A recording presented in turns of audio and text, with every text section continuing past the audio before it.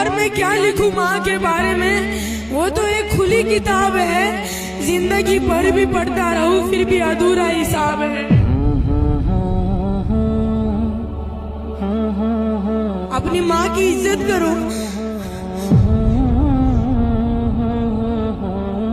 उसकी कदर करो जब तक वो है ना, जब तक ये आपकी दुनिया है।